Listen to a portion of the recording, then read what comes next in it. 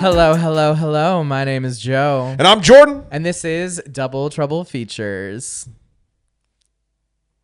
the weekly podcast.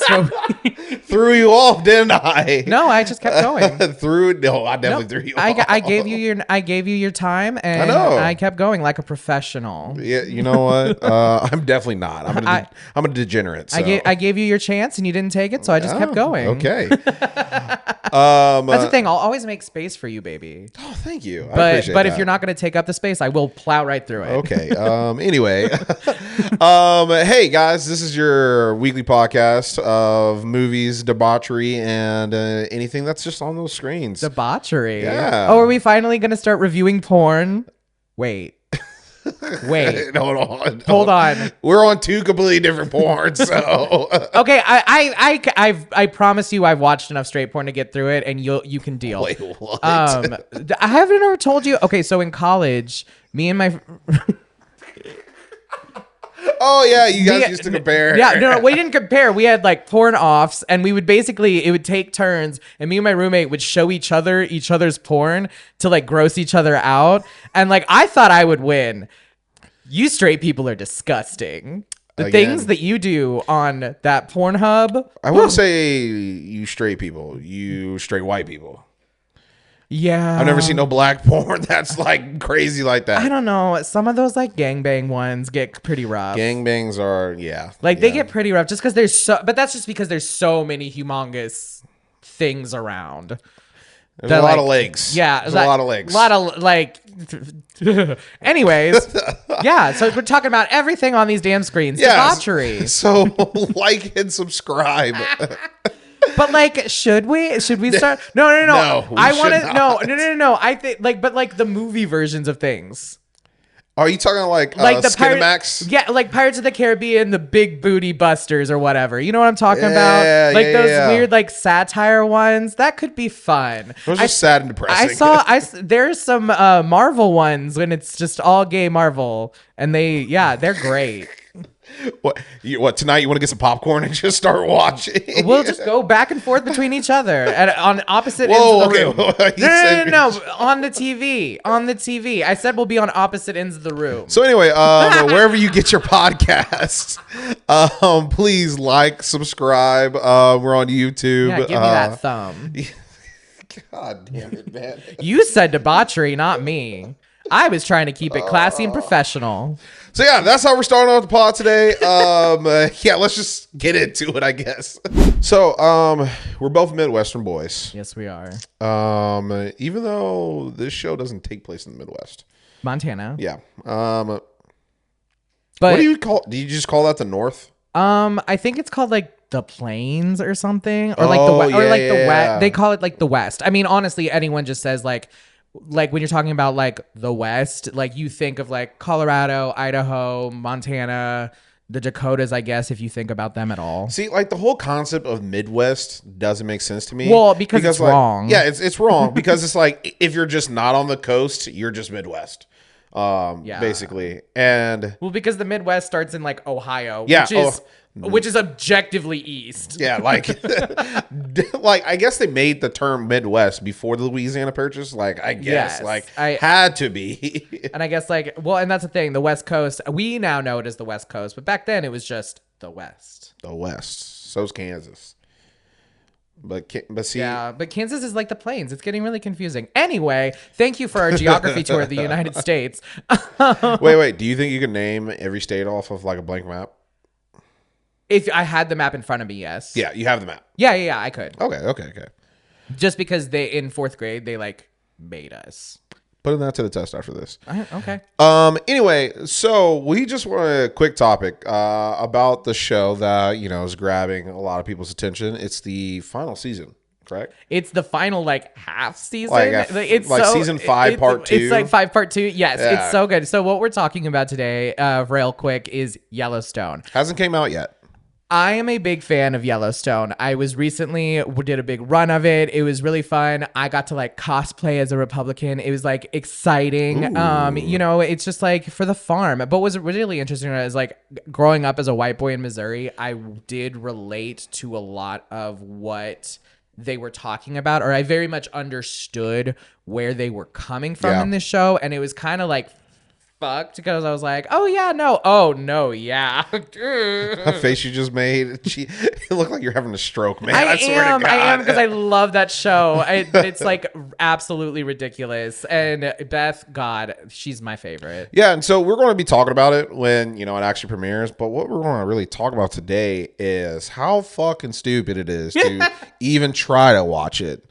So because Paramount signed a contract with NBC before Paramount Plus came out, all of Yellowstone is on Peacock right now. All streaming rights are reserved specifically for Peacock, even though it premieres on the Paramount Network, which is a channel like HBO is a channel. Remember, we're getting into like a post-channel world, and things are getting real messy, especially with these grandfathered in contracts that are really funky. So like even with Paramount Plus, like you were talking about earlier, they have the spin-off series on Paramount Plus, but not the actual show Flagship. Yellowstone.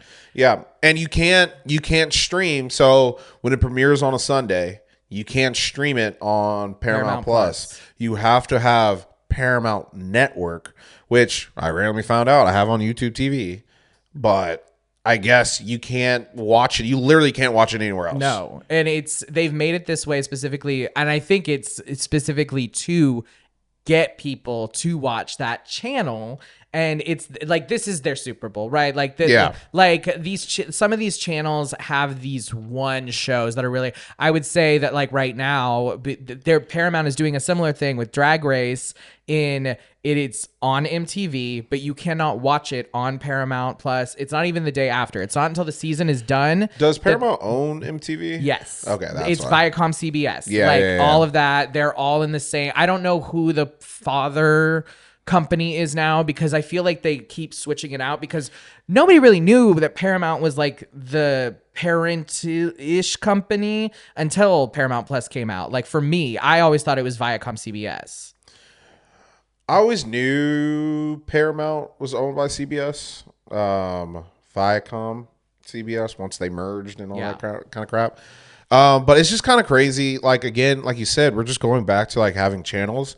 Disney just premiered. They're like, hey, if you would just want to watch kids shows, kid movies, or like scary movies. But they even have like Star Wars ones. Yeah. And all these different properties where it's just a loop, which as a parent, that does sound kind of nice, just to be like, watch the Star Wars show. I'm not going to lie. So ever since I got YouTube TV, sometimes it really is just nice just to turn something on and it's just on, instead of like me having to like search for something that I want to be on.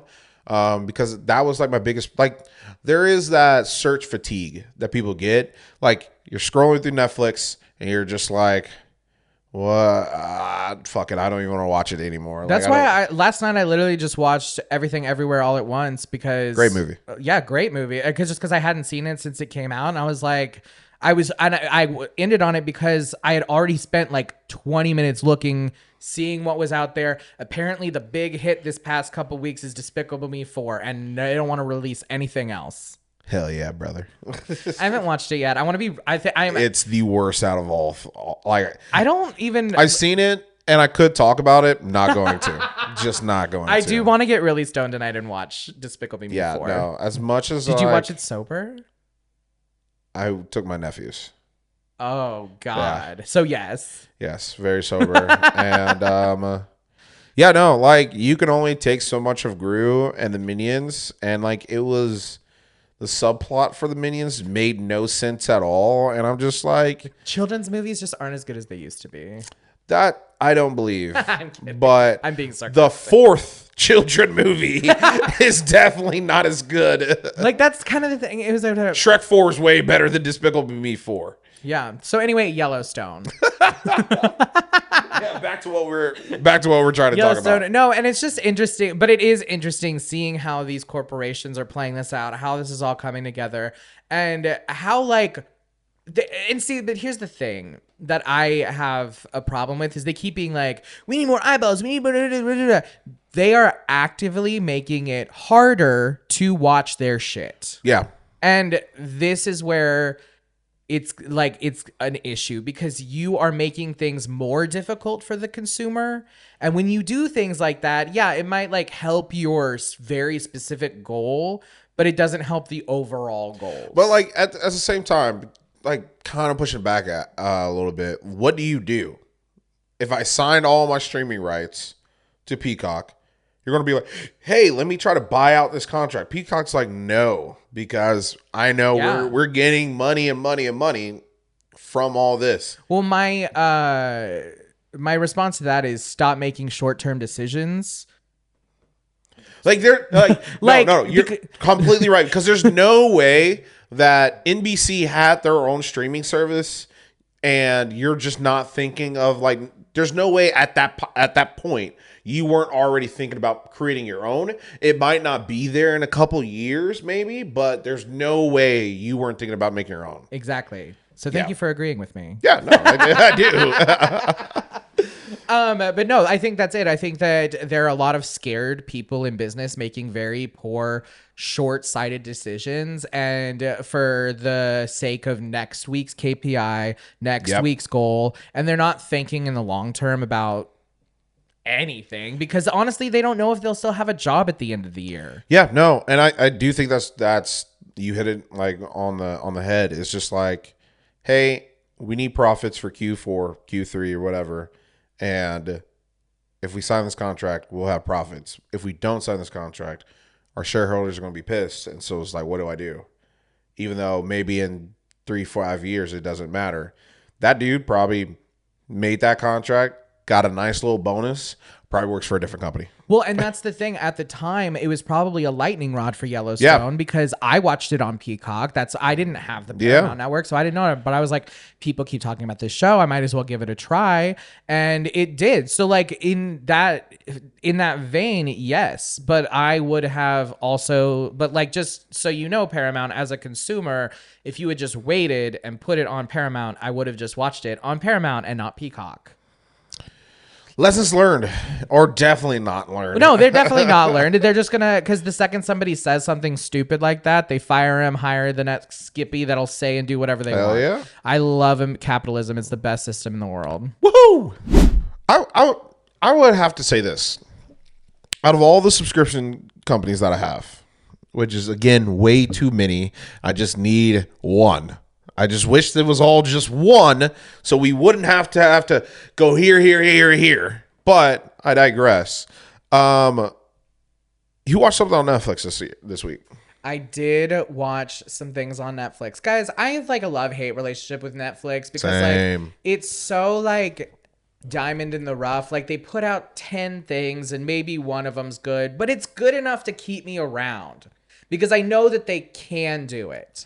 Just not with this one. So today I'll be talking about Time Cut, the recent time jumping adventure slasher movie, which they just did with Totally Killer on Prime. And this is just a full rehash of that. So like, I really just think Netflix just can't make good, like futuristic, like like those kind of movies, you know, dystopian, like apocalyptic horror. And so yes, and there's a very specific thing that I want to get into about why this movie like threw me out of it. So this movie is about a girl who is living in the shadow of her sister's death. She was murdered and she was born and after her sister had already died. So she never even knew this girl. And she was just constantly living in their shadow. Their parents had her specifically to fill that void. And they like told her that. It was kind of fucked up. I would too. But it was like, it was very clear anyways, even if they didn't have to say it, like that she was specifically meant to fill that void that was left behind by her sister after her sister was murdered. Stuff happens, ensues. She just so happens upon a time machine. And she's like, oh, what's that? And then it was like, you ever see Scooby-Doo in the Cyber Chase? Oh my God. That is a fucking throwback. I love that movie. I think out of all the Scooby-Doo movies, that's like top 2, to be honest. It's definitely in my top 5. I think Witches Ghost, Zombie Island. Yeah, so top 3. But God, sent me back, man. But so basically that happens. She walks into this garage and this box just goes "Ear," and does the electronic sounds and just zaps her. And then she wakes up in 2003, which she goes into the school and it's oh my God. And it's just I saw the outfits. It's just Uggs and chunky necklaces to the Juicy. Yeah, I saw the Juicy. The velour tracksuits. And it was to So Yesterday by Hilary Duff, which if you were around when Metamorphosis came out, that was just such a good album. Joe, you're old now. I'm old now. And that's the thing. It's like that really dug the nail in the coffin. What got me though was the costuming. It was almost right. And I had this it made me start thinking about it. Everything about Netflix movies are almost right, but not quite there. And what I mean is like they really focus in on like one thing, or they make it, these kids look like these clothes look like they were freshly purchased off Amazon. Yeah. They just came out of the bag. They didn't look like they were worn. Yeah. And I know, and I've started noticing that with a lot of their other shows and movies, and specifically thinking to like Avatar: The Last Airbender when they did the live action. Yeah. And the costumes, these people are in war-torn, like shitty, like not to be like, but like underdeveloped countries because it was back in time. Clean, pristine costumes the whole time. Didn't look a hair out of place. But then when I look at like a Game of Thrones, House of the Dragon, everybody looks ragged. They're kind of dirtier. They're a little more. Like, there's a little more. There's just more finesse in the creative. So you're telling me that all these teens need to look like they're from Game of Thrones, from the North? No, I'm saying that it is very clear where the money was spent, and where it wasn't. And I think, but I just think about this like in movies in general, like. They talk about like, right. I don't know if you're on this side of TikTok, but I'm in like on the side of wig talk. And why do these wigs in movies look so bad? Why would I be on wig talk? But because you watch movies, but it's specifically talking about the fact of why they look bad in movies. And that's because a lot of these creatives, a lot of these people who it was their job to make wigs in Hollywood, like that's their like full job. They're getting older, they're retiring, and nobody's going into their life being like, I want to be a wig maker for Hollywood studios, and they're not, and those studios aren't investing in those mediums either. They're trying to cut costs wherever they can, and you best believe the fucking wig maker is gonna be bottom of the fucking list. And so we're seeing in these movies, in these things, with this progression. And I think it goes all the way up to the writer's room because they're trying to make cuts wherever they can, and it's this just hodgepodge of these 10 people trying to make a movie together with whatever budget they have, and it goes up and down. And I think that that's like the biggest thing, because with this movie, with I'm like blank time cut, it wasn't a bad story. I enjoyed that aspect of it. It was like, because then you go in, I did call who the killer was like immediately, but I'm curious if you all have. Question. Did they show the killer at the beginning and then it turns out to be them? Or did the killer show up later? They showed up a little later, but it's when they went back in time, like, because a lot of slasher movies, it's literally like, oh my God, person they see. Hey, bud. And then you're like, that's it. You're the murderer. I'm not going to say that that's true or not, but it's a little true. Okay. Yep. But she meets a lot of people at once, so you're not going to really know. I just clocked it so fast. Yeah. Because that's the thing. She gets in and she like realizes that she's where her like days before her sister's gonna die, and so she's going in, and you can see it's really a more moral quandary than anything of her going back and forth between, do I stop this? I stop this or do I not? And if I do stop this, then I'm dead. Will my parents still have me? Yeah. Exactly. And it like goes in it, so it does get into some interesting topics. Would you? But the whole time it just looked cheap. And teen acting, you got to take it for what it is. Guys, we got to give these teen actors on Netflix some grace. Stop being mean to them. But it was... Yeah, I don't expect them to be like... I swear to God, these people, they want like Oscar-winning performances from these poor like teen boppers go on on Netflix. HBO. Exactly. Go if you want Oscar-worthy, go to HBO. Or just go down to go to Maestro. Or go to Tubi. Those Tubi shows. I still haven't watched Winnie the Pooh 2 Blood and Honey. Oh my God. I almost watched it last night just because I didn't know what to watch. I was like, is this it? Because I'm saving it for like when you're down bad. When there's nothing else to watch. When I have scraped down to the bottom bad. of it. But no, I would give this movie a good 5. It's a movie that happened. It was entertaining, but it didn't change my life.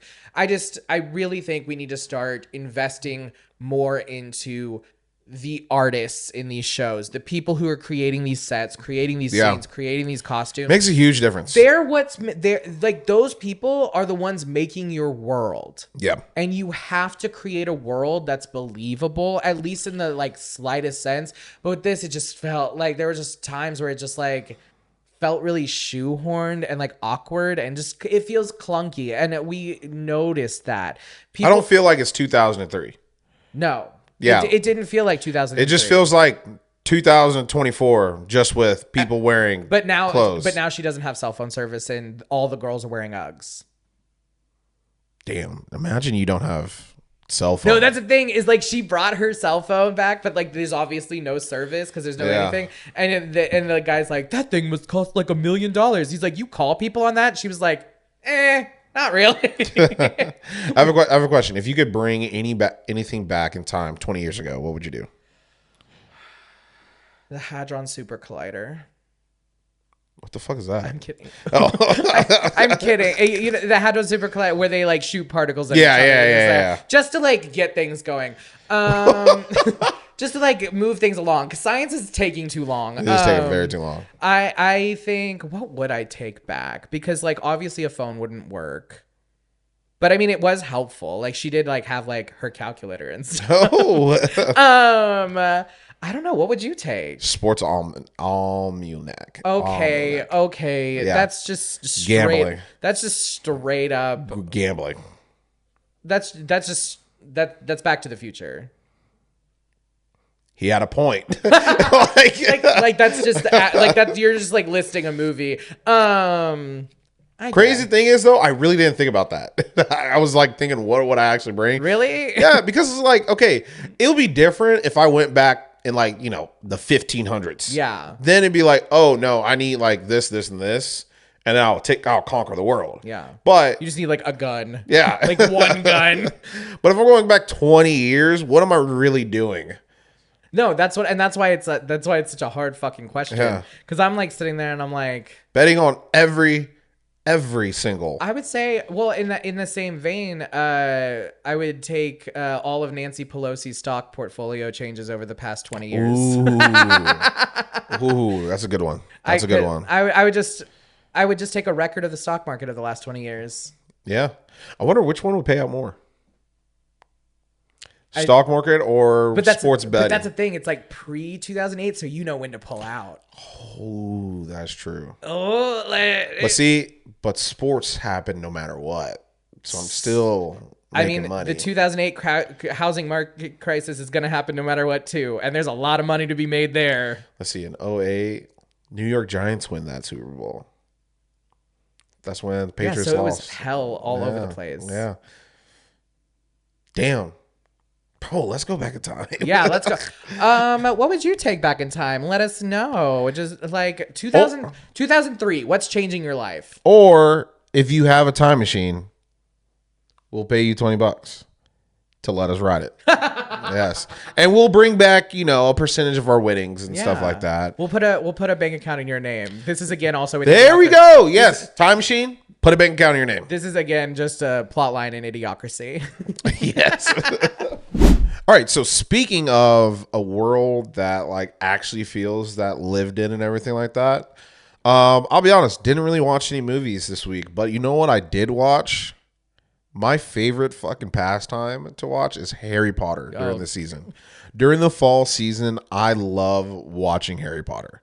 It just, if you take out J.K. Rowling's, I was gonna say, I was like, this is my biggest problem with it because, and it's so funny because I feel so weird about it because J.K. Rowling is who she is. Yeah, she's not backing down. Which is like that's the thing. She's not backing down and will triple, quadruple down, like and that's the thing. Is like, and we gave her the chance to. We were like, yes. Now, JK, when you say, she's like, yes, I hate trans people. Did you mean that literally? And she goes, with my chest. She's like, absolutely. And I would prefer if they all died. Like with my chest. Like that's like the vibe from JK, and it's just like, damn, bitch, like we gave you a chance. Like most people don't get a chance to walk it back. True. And we were willing to give her because people like Harry Potter that much. I like Harry Potter that much. So I'm a huge person of like separating art from the artist, and I have a harder time with that. I love Harry Potter. It's if I can be dropped in any world universe of like movies or TV shows, it's easily Harry Potter. Every single time. It's almost like, for me, it's like a shame. Like it's full just like shame. Like I'm sad that I grew up with this and this is such a part of my childhood and this is. Don't be shameful, man. I am allowed to be ashamed of it because I should be because I do have trans friends who. But you're not ashamed of Twilight. You know what? You're right because that bitch is Mormon and I don't fuck with that shit either. You're right. No, but just imagine you just get dropped in this world and you have a wand. Like, okay, so I imagine it every day. I try still. I'm still like, you don't ever sit Leviosa. There. You don't ever sit there when you're alone and you're just like. oh my god! Wouldn't it be crazy if something just happened? No, like you do not understand. As a kid, like Dragon Ball Z, I tried to be a Super Saiyan. Oh my god! Every boy, and I couldn't like because I was like, and they're like Hamehameha. It sounds so stupid. It sounded stupid to me as a kid. I was sitting there and I was like, they're like, Hamehameha. And I'm like, Hamehameha. What? And I had a big like issue with like playing pretend like that. Yeah. I was like, I loved it. Because they'd be like, and I'd be like, nothing is happening. For me, it was like my pretend was like political intrigue. As a kid? Yeah, like there was like a king and we would like go after each other. It was fun. We played on our side of the playground. Lame. And we would like take like there those like weird wiffle ball things that are like curved. Yeah. We would take those and those were our weapons. Okay. And so we had like full battles and then there were like trees and stuff and we would just like do basically LARPing. No, like legit, we used to get like PVC pipe and wrap it with like some cushion and duct tape and beat the shit out of each other. Oh, you remember sock 'em boppers? Yeah, a sock 'em bop. I loved. I had a sword and shield sock 'em bopper. Yes. Like one was a shield that you put it in, one was a sword. And that just even fed more into the fantasy. Yeah, but going back to fantasy. Yeah, exactly. Love the Harry Potter fantasy. But as I've watched all the movies, I'm just thinking there's a lot of plot holes. No shit. Yeah. So, well, there's a lot of things where they talk about as like JK was not great at world building. No, because not at all. Half this shit doesn't make any until sense. the end. Like you could tell she got better with her writing. Yes. Over and like I always kind of give like some of these books like grace, like the ACOTAR series and stuff like that. It's just like. You don't know what the first book is really going to do. No. You don't know if you're going to get the green light to make a second. You don't know if this is going to turn out that big. Like, you might be like, oh, this might be a successful book, but there's no way JK thought it would be as successful as it was when you're making that first book. Then you're like, I really feel like the second book is like you really just trying to make sure that you live up to the hype. Yes. And then after like you get like a good rhythm and you're like, all right, no, I trust myself. It starts to get better. Yes, every time. That's why the third book is always the best. Not in my opinion. If I had to pick book. Oh no! I just meant like in like yeah. like when we're going through. What's your favorite Harry Potter because movie? because between 1, 2, and 3, I would say Prisoner of Azkaban is better. But I think my favorite Harry Potter. I'm going 1, 2, and 3. Chamber of Secrets. Love the Chamber of Secrets. I don't know if it's Chamber of Secret. I don't know. So here's the thing. I really liked Order of the Phoenix because you started seeing more of the world outside of outside of Hogwarts. Happened though. That's the thing. There was a whole battle in the Ministry of Magic where Dumbledore like came up and did all that shit. Only thing that happened that whole and they movie. were doing all that. Well, I mean, Harry was. We were training half the movie. Harry was still in school. We were training half the movie. Harry was still in school, and there was just something. Well, but that also is like. I mean, just like the anarchist, just the, like really like. Are you an anarchist? Not at all. Yeah. Not at all. But I do believe in rising up against oppressors. Yes. And that was the invitation. Like Umbridge was like a perfect like. Umbridge is okay. The actress is amazing. So hated her guts. Well, obviously, but that's Yes. what makes her such a perfect villain. Yeah. And then but then there's also Voldemort, but nobody believes Harry. Nobody believes him. And so like for all these reasons, like that's why it's my favorite is just because there's so much going on in the world and like we've established a lot of the rules and we've gone through some of the stuff. And that battle at the end is amazing. I would say best battle. I would say best battle. Yeah, because I mean the whole movies. Most of them are just flick, flick, flick, flick, ta, flick, flick, flick, flick, ta. That one actually had like real it felt magical because like with the shards flying and the ball of water and like all. Bro, when the glass fell and then it was like turned it all into like freaking part and it just went. And that's like, the thing. Yes. It felt like you're watching like almost like an anime battle Yes. of like these wizards, and you're just like, this is beautiful. So yeah, I would say again, guys. As much as some of you guys don't care for anime, I'm telling you, if we turned half these movies into just anime, it would be like the Star Wars anime. Like just little snippets. Yeah. Oh my God. No, I do think, and I think that would pay a penny. and it doesn't even have to be quote unquote anime. It could be animation in general. Yeah. But I do agree. I think a lot of these fantasy TV shows and movies could really benefit from those. And you see it with a lot with sci-fi. You see a lot of those like. There's Star like Trek alien ones. There's some Resident Evil ones that are like funky, and it just opts for more creativity. And then you don't have to do silly things like make a costume dirty. And then kind of going back to making TV shows. So we all know that Harry Potter is making a TV show. I think it's too early. Like if you're going to make a TV show, I need at least 30 years. Like that way, because the last movie came out in 2011. Yeah. It still looks good. Yeah. Like even going back watching like I think the first movie came out like 2001. It still looks like a good movie. Well, and some of the CGI looks, like 2001 CGI, but like good enough. But in those first few movies, they really didn't rely a lot on CGI. They No. used a lot of practical effects and then enhanced with CGI. That ogre.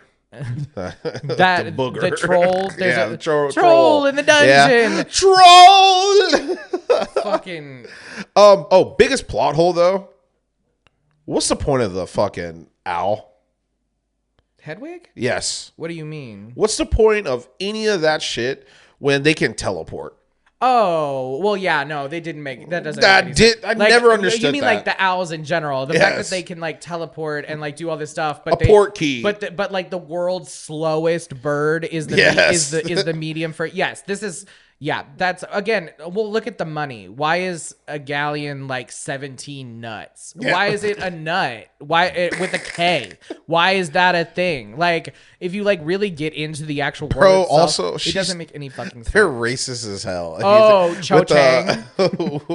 No, with the fucking goblins. Oh. I swear to God, I feel like every movie portrays goblins as Jewish people. I swear to God. When we were kids, we did not understand that. No, not at all. Like I was just like, oh yeah, the goblins run the bank. Sure, why not? And then she's like actually anti-Semitic. Yeah. Like, what? No. Yeah, but I think that the new show should not have, because I think 2026. I think that's when it's supposed to come out. I don't think the new show needs to come out at all. Like, I think it would be great if, because again, Warner Brothers needs the money. I think if you come out with an animated series right now, and play that will do great. Or play around with different aspects of the world. We did have the Fantastic Beasts series, which went the way it did, which was all over the place because of Johnny Depp and that bullshit. Yeah. And that like really sucks because I actually really did like those movies. Yeah, I thought they were fine. I thought it was going somewhere really fun and cool. And then, but I don't think it's going anywhere anymore. I'm pretty sure they've put the kibosh on that. Yeah. But like in the lead up for that, they were talking about all these different magical schools in Africa, in Asia, in America. Like, oh my God, like go to the American Wizarding School like today or how it was founded or anything and that's like the thing about these kind of worlds is you have an unlimited amount of you can keep making up things up. Do you want to know what I think the real problem is? What? I think they're trying to they would need JK's approval on all they that have stuff. to. And I do think that Warner Brothers is trying to distance themselves from you can't. her. But you can't unless you somehow get her to sign over the rights, which she would never do. And like that would be like I couldn't imagine a world like what would have to happen. You would have to give her $1 billion. You would, something like straight up. But she already has $1 billion. Yeah. So like, what? She needs another one. You know what I mean? 10. You will have to give her like $10 billion and be like, give us the rest of this. And at that point, we're just like, what, rewarding her so that we can like take this beloved childhood fantasy series and like, and I think because they know if they do start something new, her name is going to be attached to it. Yep. And in the credits. And there are a lot of people that don't fuck with that and they don't like that. I don't think it's a majority, but there are a lot of people that don't. And I think they're trying to just avoid bad headlines. They're not trying to like make a statement. They're just trying to avoid bad headlines. Yeah. And with that, I think that's why they went back to the original, because they're like, okay, well, we don't need her input for this because we already have the blueprint. Blueprint, but she still has to sign off on it. I'm making a TV show. Yeah, sure, but it's nothing new. Yeah, nothing. It's nothing like so. Like because like we will watch because I'm gonna pretend like I'm not gonna watch this fucking show, but definitely gonna be there. Yeah, and I think I'm hoping they take more of the like Percy Jackson approach because I really did. What like if Hermione's black? Would throw me off a little bit. I'm not gonna lie, would throw me off. I literally don't care. I've seen so many fan arts of Hermione Black. I've seen fan arts, yes. But like to that, but like with that, it just like doesn't even because I've seen it. Because here I'm coming out, guys. I was on Dreary Tumblr fanfic. Like I was. Wait, what? I was in. See, you don't even know what I'm talking about. Tumblr. Yep. Dreary, Draco and Harry. Fanfic. And it was fucking nasty. Bro, okay. When I go on Reddit and shit like that, fan art goes crazy. Okay, I didn't look at the art that much.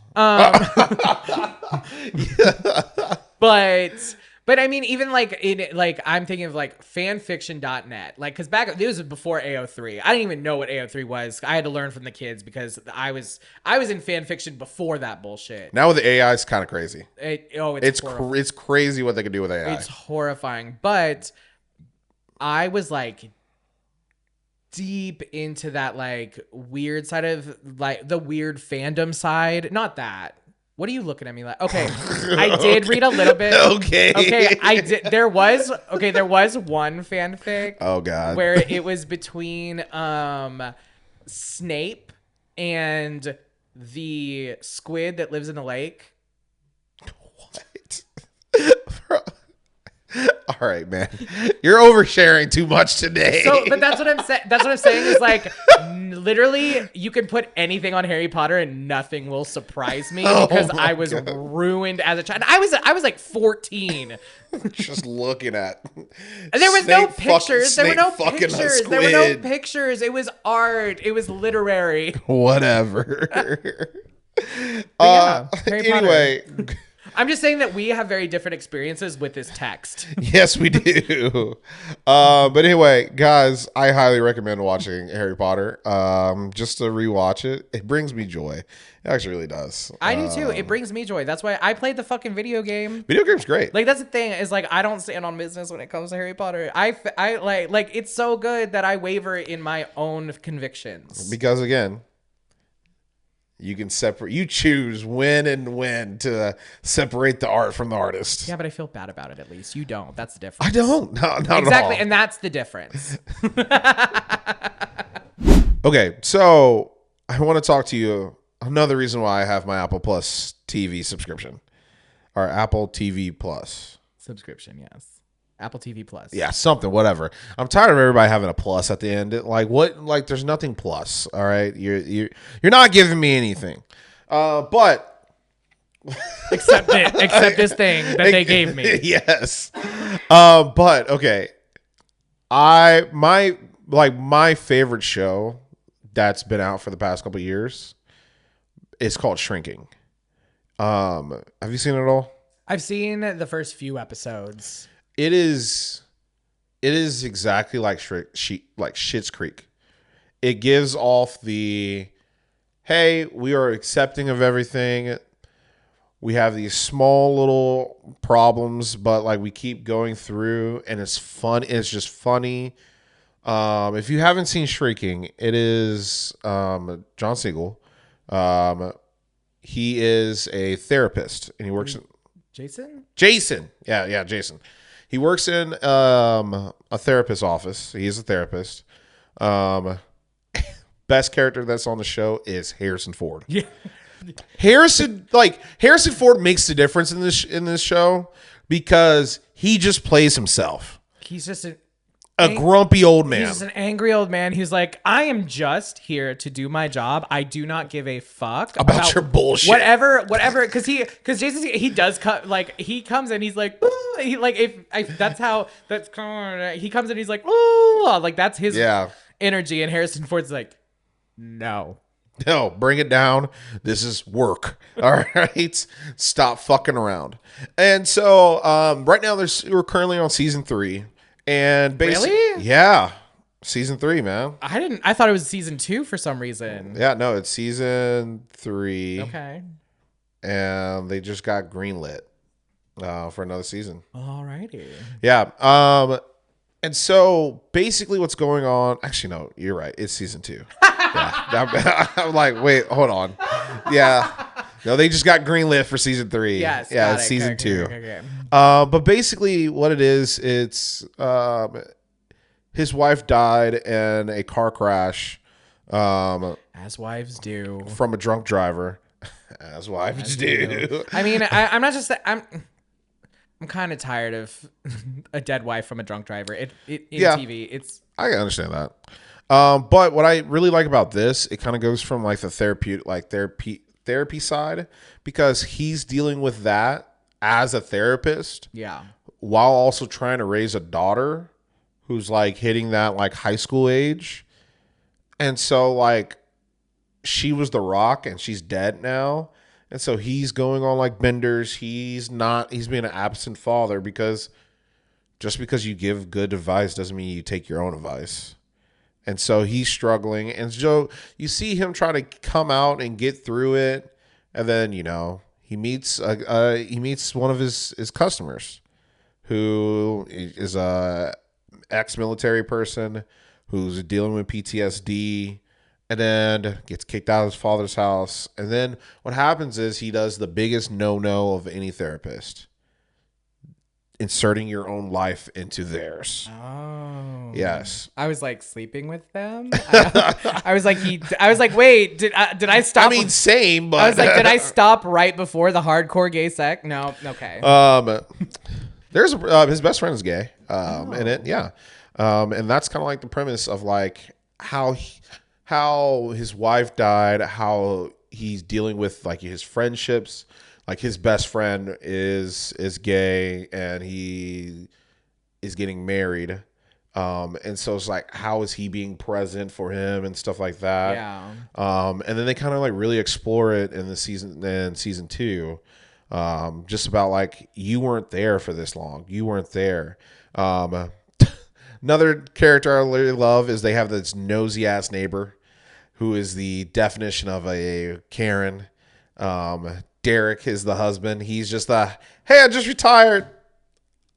Wife's telling him to shut up. Okay.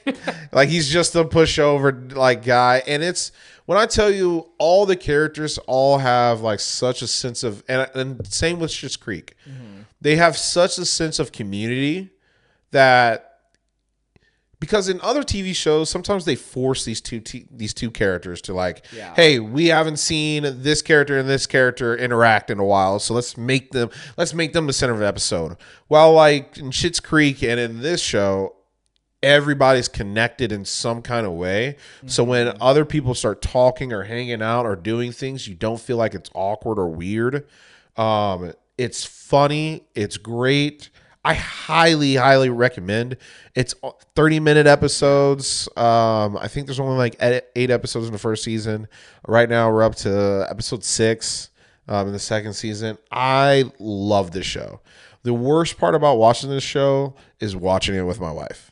Like, again, I enjoy watching TV with my wife. But, you know, she's got her master's in counseling. And so every time he does things that aren't what you're supposed to do as being a counselor or a therapist, she's like, no, wrong. You're doing the wrong thing. And I'm just like, well, isn't that the point of the show, is that he's doing the wrong thing? Yes, exactly.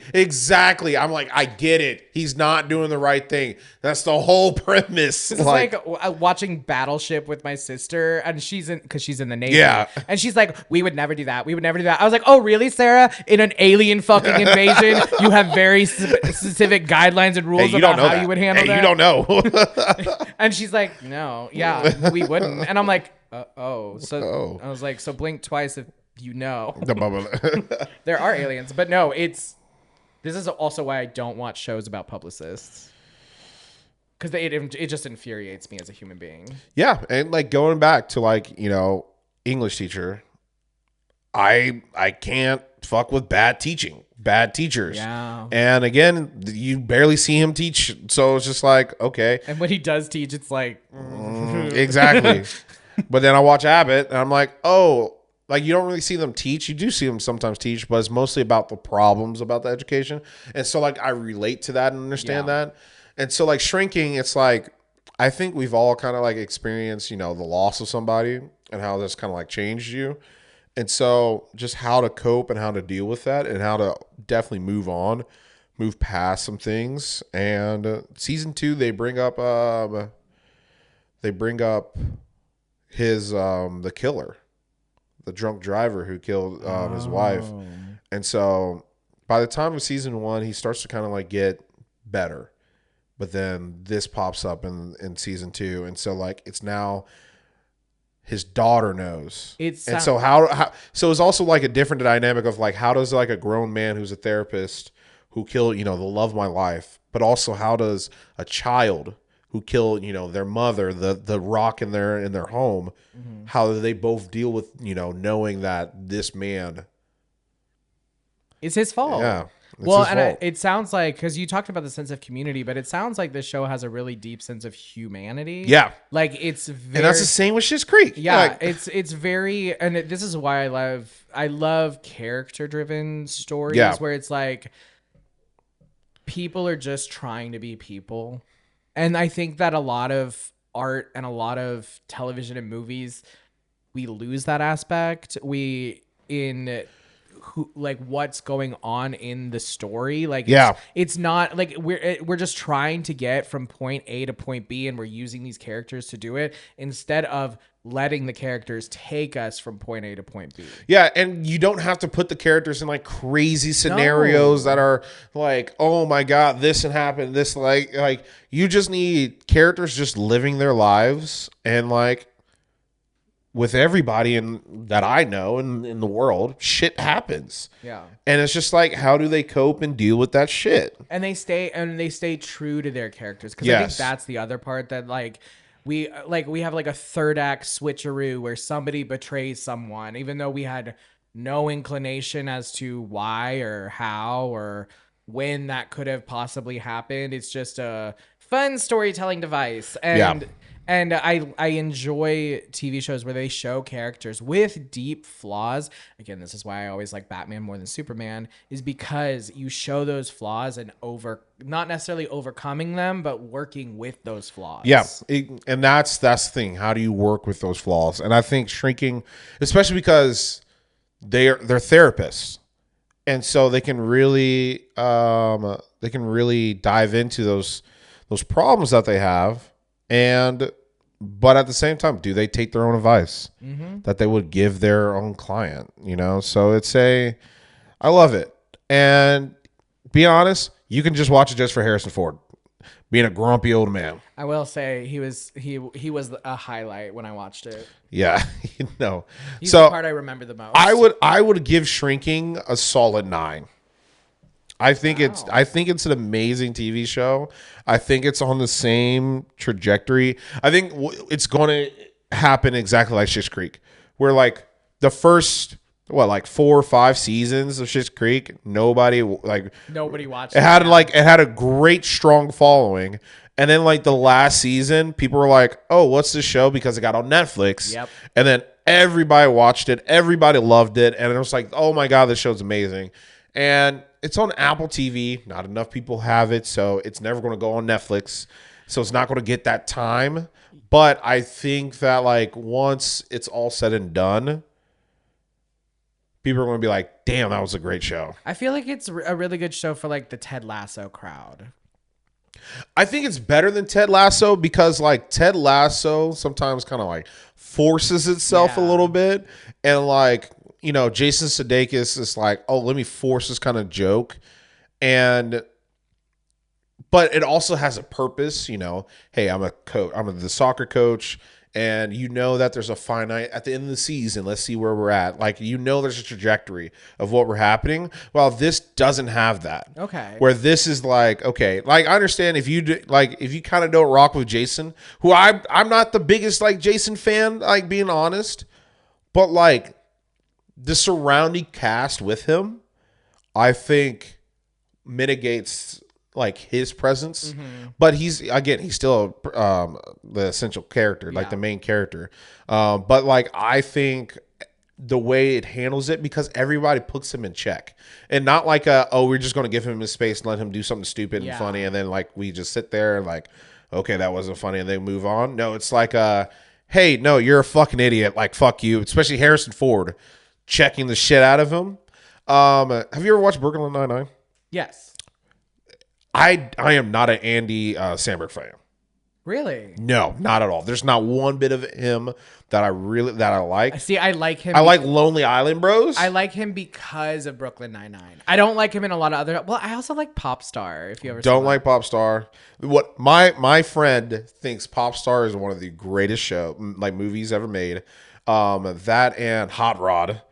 Hate both those movies. I'm not a Hot Rod fan. There's a huge cult following to Hot Rod. There's also this one movie. It wasn't Pop Star, but maybe it was Pop Star. It was like with him, and I want to say Adam Sandler, and Adam Sandler was like the dad. Not Pop Star. It's not Pop Star. But I know what movie you're talking about. And the dad was famous, and he lived under his dad. And he was like, but like, I really liked him in that. Okay, that's interesting that you don't like Andy Samberg. Nope, don't think he's really funny. Because that's how I feel about, I don't know, Will Ferrell. Like, I like Will Ferrell in things. I don't like Will Ferrell movies. Interesting. I don't like anything about Andy, but Brooklyn. So remember we were talking about comfort shows? Mm-hmm. Brooklyn Nine-Nine is actually my comfort show. But you hate Andy Samberg. That's crazy. I love Brooklyn Nine-Nine. R.I.P. Captain Holt. You didn't know he died? No. Yeah. Like in real life? Oh my God. Yes. No, he's dead. No. Yes. Nobody told me. Oh my God. I'm glad we caught that. But what? Yes, Captain Holt's dead. Okay, I guess. Sure. Let me go cry now. I know that. That's just a lot of information. Okay, anyway. No, but I love Brooklyn Nine-Nine. Like that entire show, that entire cast, love it. Don't like him. But again, I think with Shrinking, it's kind of the same. If you're not a huge Jason fan, which is understandable, again, every character checks him. Like, not in just a we let you do whatever. Yeah. Like, his daughter checks him. Some of his clients check him. His coworkers check him. His neighbor checks him. Like, everybody tells him to shut the fuck up. Yeah. And I enjoy that. Give it a try. You won't regret it. Moral of the story is, if your wife dies in a car wreck, shut the fuck up. No one wants to hear it. I don't know about that, but that's all I heard. That is all I got. He's like, everyone tells him to shut the fuck up and stop being an idiot, and I love it. Take whatever you want. That's all. I haven't watched the show, so that's all I've heard. That's what you said. Watch the show and then you'll find out. Hey, Joe. Yes. Do you know what FBI stands for? The Federal Bureau of Investigation, or Female Body Inspector. Female booby inspector. God. Such children. Boobies. Anyway, so the shows that I'll be talking about today. So again, we've been talking about comfy shows a lot. You know how CSI was a comfy show for mine, but I finished all 20 fucking seasons of that show. No, you didn't, man. Yes, I did. No, you didn't. And the reboot, because there were only 3 seasons of the reboot. Okay, so. But you won't watch One Piece. No. What? But I needed that hole to fill. And did I fill that hole? Yes, I did. Thanks to who? Thanks to Dick. Dick Wolf, that is. Just a dick. A penis. Dick Wolf of Dick Wolf Productions. Is that a gay joke? Just a little bit. But no, so I have been diving really deep into the FBI universe on Paramount and at CBS and all of them. Oh, now I have Paramount, so I can watch that CSI. What's the one that's on Paramount that you really liked? That CSI? Just came out. No, CSI Vegas? No, it's not Vegas. Criminal Minds. There we go. You're yeah. talking about Criminal Minds. You're right. You're right. Yes. Watch it immediately. Yes. And if you're really feeling it, just go ahead and watch like the first 15 seasons as well. It really helps. So, and obviously you can tell I really like watching things in chronological order. So I've been watching the FBI series because they're connected in chronological order. So what that means is... So how many are there? So there are 3 different shows that you have. You have FBI, and the thing about FBI... We can go into this first. The thing about FBI is like kind of your standard procedural... crime show. They're definitely dealing with like more, and it's based in New York, the New York field office. So you're dealing with a lot of threats very specific to like New York. You're talking about bombings, shootings, that kind of thing. And that's the majority of what they're dealing with specifically.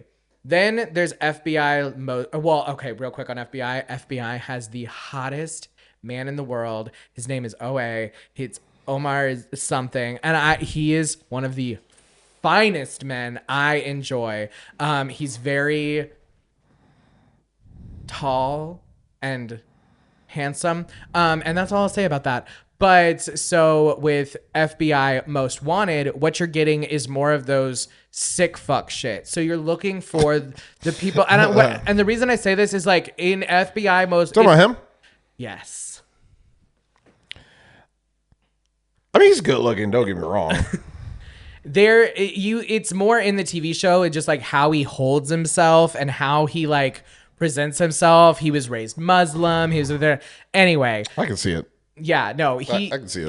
He's also like 10 feet taller than everyone else. He's way taller than everybody. And it really helps. But no, so in Most Wanted, you're getting more of those like people who are like going on killing sprees and like, or they're people who are like running these human trafficking rings, and it's called FBI Most Wanted because they are the most wanted at a given time.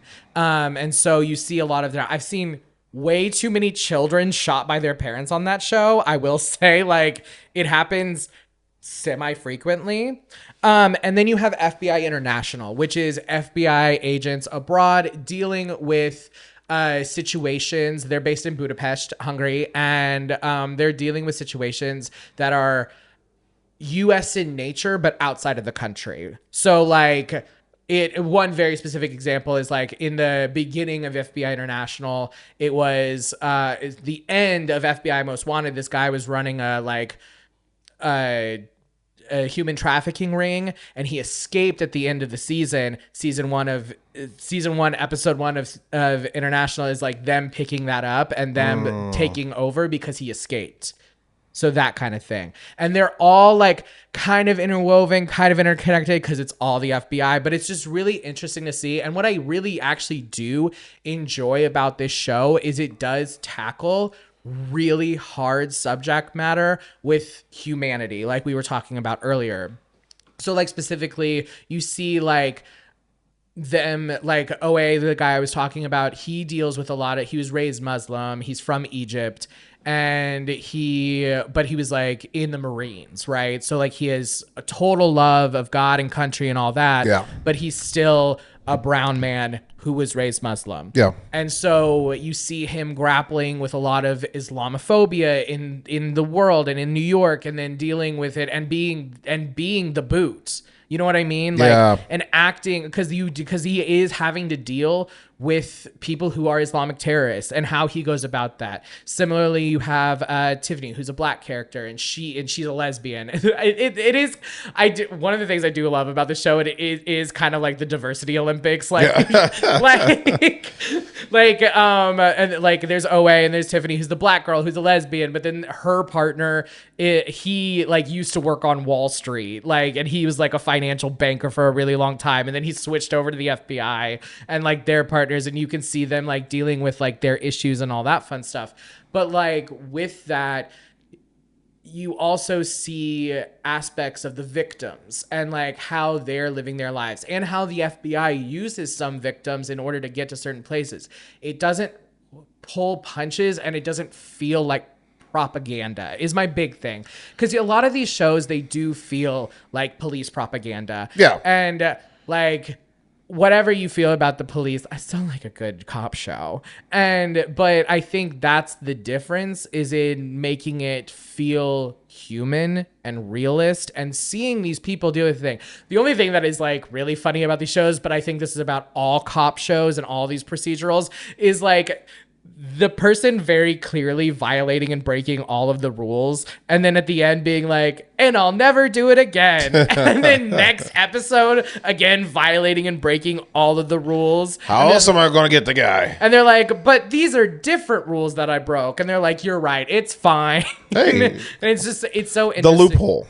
It's so interesting, but it's definitely just something that I like to like watch and have on in the background. Yeah. But also like, sometimes I'm like, okay, what's going on? I like rewind back because I'm like, this is getting kind of good. No, same with like CSI. Like it's like in Criminal Minds, it's like, I know some people who like go to sleep to those kind of shows. It's like you can, like, I can be doing other stuff, and then like I just look over, you kind of get a little hooked on, go back to your phone or whatever like that. Mm-hmm. You can go to sleep to it, but also, sometimes shit hits the fan. You're like, oh shit, this is a good ass episode. No, like, and that's how I feel with like specifically Most Wanted, is like I'm actually gasping at my television, the things that I see, because it does surprise me and it does shake things up. And I feel like I've been watching TV so long that it's like hard to be surprised.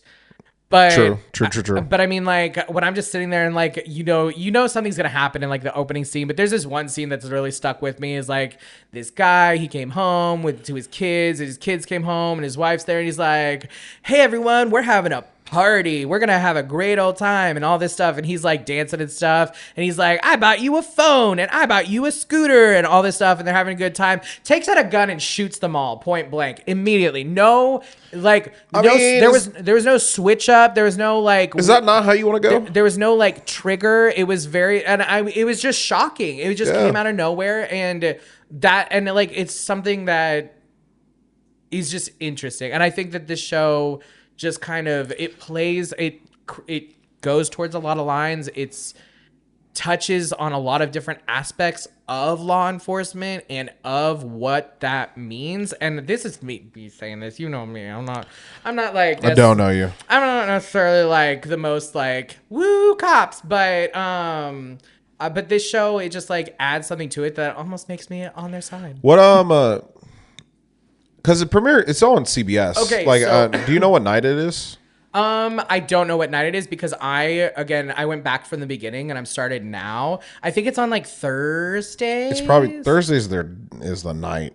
I always feel like it's either Thursday or like it might be Sunday. I don't know, but so it is on. Hold on. It's Tuesdays. Tuesdays at 7 on CBS. Tuesdays at 7. Right now where I'm at, I am on season 5 of FBI, season 4 of Most Wanted, and season 2 of International. And you fucking can't watch One Piece, man. There's still less episodes than One Piece, so fuck off with that bullshit. I'm telling you. So right now they're doing a pause. They're doing a hiatus For One Piece? for One Piece.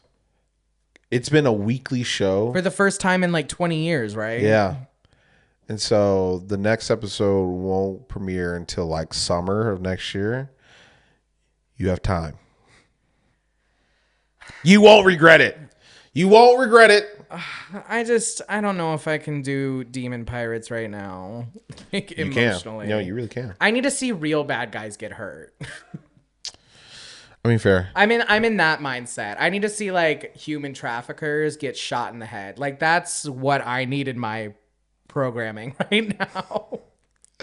And on that note, that's how we're going to end the show. Okay, but we should all want human traffickers to get shot in the head. I mean, facts. I don't think that is a. That's not crazy. My one hot take. My one hot take. All right, and this is Double Trouble Features. We do not support human trafficking at all. My name is Jordan. And I'm Joe. And this is Double Trouble Features.